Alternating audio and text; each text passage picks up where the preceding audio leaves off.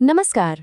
आज के इस ऐतिहासिक विश्लेषण में हम भारतीय इतिहास के एक ऐसे पन्ने को पलटेंगे जिसने पूरे देश को झकझोर कर रख दिया था। हम बात कर रहे हैं अप्रैल 2010 के उस खौफनाक दंतेवाड़ा एम्बुश की। देखिए, इतिहास और सैन्य मामलों को समझने वालों के लिए इस घटना की गहराई में जाना बहुत जरूरी है। ये महज कोई तारीख नहीं है, बल्कि एक ऐसा दिन है जिसने हमारी सैन्य रणनीतियों को हमेशा के लिए बदल दिया और हमें एक बहुत बड़ा लेकिन बेहद दर्दनाक सबक दिया। तो चलिए, बिना किसी देरी के इस विश्लेषण की शुरुआत करते हैं। जरा उस माहौल की कल्पना कीजिए। छत्तीसगढ़ के बेहद घने जंगल और सुबह का वो बिल्कुल गहरा सन्नाटा। सीआरपीएफ के जवान बीच जंगल में आगे बढ़ रहे हैं। वहां एक अजीब सी खामोशी है। सच कहूं तो उस समय गश्त कर रही उस टुकड़ी को रत्ती भर भी अंदाजा नहीं था कि अगले ही कुछ मिनटों में उनके साथ क्या होने वाला है। वे भारत के इतिहास के सबसे घातक नक्सली हमले का सामना करने जा रहे थे। वो जो खामोशी थी ना, वो असल में एक बहुत बड़े तूफान के आने से ठीक पहले की शांति थी। अब आप शायद सोच रहे होंगे कि आखिर दंतेवाड़ा का ये इलाका इतना खतरनाक क्यों माना जाता था। इसका जवाब इसकी भौगोलिक स्थिति यानी वहाँ के टेरेन में छिपा है। ये कोई आम जंगल नहीं है। यहाँ ऊंची ऊंची पहाड़ियाँ हैं, इतने घने जंगल हैं कि दिन में भी अंधेरा लगे, और कदम कदम पर खतरा है। सालों से इस पूरे इलाके को नक्सलियों का एक बेहद मजबूत और लगभग अभेद्य गढ़ माना जाता रहा है। किसी भी सैन्य ऑपरेशन में टेरेन को समझना सबसे क्रूशल होता है, और यहाँ का टेरेन ऐसा था जहाँ दुश्मन आसानी से छिपकर वार कर सकता था। हर दिन एक नई चुनौती। तो चलिए अब ग्राउंड जीरो की बात करते हैं। इस बेहद चुनौतीपूर्ण इलाके में उस समय सीआरपीएफ की 62वीं बटालियन तैनात थे। उस दौरान सरकार ने नक्सलियों के खिलाफ बड़े स्तर पर आक्रामक अभियान छेड़ रखे थे, और ये 62वीं बटालियन लगातार इन घने जंगलों के एकदम भीतर जाकर डीप फॉरेस्ट ऑपरेशंस को अंजाम दे रही थी। जवानों का लगातार गश्त करना, दबाव बनाना जारी था। लेकिन रणनीतिक नजरिए से एक बात हमेशा याद रखनी चाहिए। जब आप दुश्मन के गढ़ में लगातार एक ही पैटर्न के ऑपरेशन करते हैं, तो दुश्मन भी आपकी हर हरकत को नोट कर रहा होता है। और इस मामले में नक्सली अपनी पूरी और खौफनाक तैयारी कर चुके थे। अब जरा इस घटना के टाइमलाइन पर गौर करते हैं ताकि हम समझ सकें कि चीजें कैसे बिगड़ीं। 5 अप्रैल 2010 की रात को शुरू होता है एक बड़ा ओवरनाइट सर्च ऑपरेशन। सीआरपीएफ और पुलिस की जॉइंट टीम चिंतलनार इलाके के दुर्गम जंगलों में पूरी रात खाक छानती है। फिर आती है 6 अप्रैल की वो मनहूस सुबह। थकी हुई लेकिन पूरी तरह मुस्तैद ये टुकड़ी जैसे ही तड़मटला इलाके के पास पहुंचती है, सुबह के ठीक 6 बजे पूरा जंगल अचानक गोलियों की तड़तड़ाहट से गूंज उठता है। रात भर के थका देने वाले ऑपरेशन के तुरंत बाद ये सरप्राइज अटैक हुआ था, और वो भी ऐसी जगह जहां संपर्क का कोई साधन ही नहीं बचा था। जानते हैं, गुरिल्ला युद्ध में सबसे बड़ा टैक्टिकल वार्निंग साइन क्या होता है? वो होता है सन्नाटा।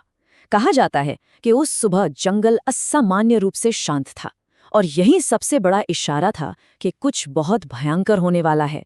आमतौर पे जंगलों में पक्षियों की, जानवरों की आवाजें लगातार गूंजती रहती हैं, लेकिन जब कोई बहुत बड़ा दुश्मन घात लगाकर बैठा हो, तो वहां एक अजीब सा डरावना सन्नाटा छा जाता है। मनोवैज्ञानिक रूप से देखें तो ये सन्नाटा ही सबसे बड़ी चेतावनी थी कि वहां जंगल में कोई ऐसी भारी हलचल छिपी है जिसने वहां के प्राकृतिक जीवन तक को खामोश कर दिया है। और फिर सुबह के ठीक 6 बजे वो सन्नाटा एक जोरदार धमाके से टूट गया। एक कान फोड़ देने वाला आईईडी ब्लास्ट। ये धमाका एक ना भयानक था कि इसने पलक झपकते ही न सिर्फ जवानों को अस्त व्यस्त किया, बल्कि उनके रेडियो और संचार उपकरणों के भी परखच्चे उड़ा दिए। मतलब बेस कैंप से संपर्क पूरी तरह कट चुका था। इसी भयंकर कम्युनिकेशन फेलियर के बीच अचानक चारों दिशाओं से अंधाधुंध फायरिंग शुरू हो गई। हमलावरों की रणनीति बिल्कुल सटीक थी। पहले ब्लास्ट से चौंकाओ, संचार काटो, टुकड़ी को तितर बितर करो, और फिर संभलने का जरा सा भी मौका दिए बिना गोलियों की बारिश कर दो। ये एक परफेक्ट लेकिन जानलेवा सरप्राइज एम्बुश था। अब अगर हम यहाँ टैक्टिकल ज्योग्राफी को एनालाइज करें तो स्थिति की गंभीरता साफ समझ आती है। एक तरफ हमलावर थे जिन्हें हाइट एडवांटेज मिला हुआ था। सैकड़ों की तादाद में हथियारबंद नक्सली ऊंची पहाड़ियों और घने पेड़ों की आड़ में पूरी तरह से सुरक्षित बैठे थे। और दूसरी तरफ हमारी सीआरपीएफ की टुकड़ी थी जो लो ग्राउंड यानी नीचे की तरफ बुरी तरह फंस गई थी। सबसे खौफनाक बात यह थी कि वो चारों तरफ से घिर चुके थे। जरा सोचिए, जब आप जंगल में नीचे फंसे हों और दुश्मन ऊंचे पहाड़ों से गोलियां बरसा रहा हो, तो छिपने या पलटवार करने की कोई जगह बचती ही नहीं है।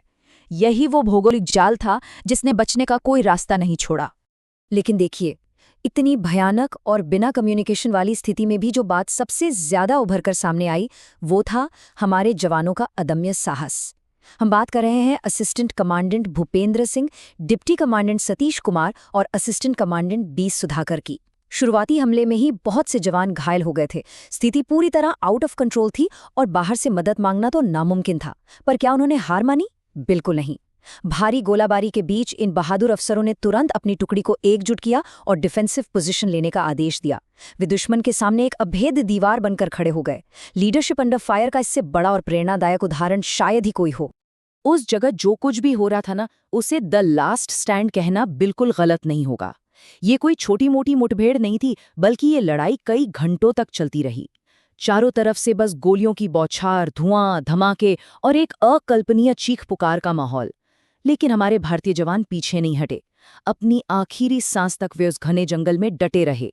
जो जवान घायल हो गए थे ना, वे भी हिम्मत हारने के बजाय अपने घायल साथियों की जान बचाने की पूरी कोशिश कर रहे थे। अफसरों ने भी अंत तक अपना मोर्चा नहीं छोड़ा। लेकिन दुर्भाग्य से दुश्मन की भौगोलिक स्थिति और उनकी विशाल संख्या का पड़ला उस दिन बहुत ज्यादा भारी था। 76 ये सिर्फ कोई नंबर नहीं है, ये वो भारी कीमत है जो उस दिन हमारे देश ने चुकाई। एक ऐसी कीमत जिसने पूरे राष्ट्र को भीतर तक स्तब्ध कर दिया। दंतेवाड़ा के उस खूनी जंगल में 76 सुरक्षाकर्मियों ने देश के लिए अपना सर्वोच्च बलिदान दे दिया। जब ये खबर जंगल से बाहर आई तो पूरा देश सन्न रह गया। यह हमला भारत के इतिहास के सबसे घातक और दुखद हमलों में से एक बन गया।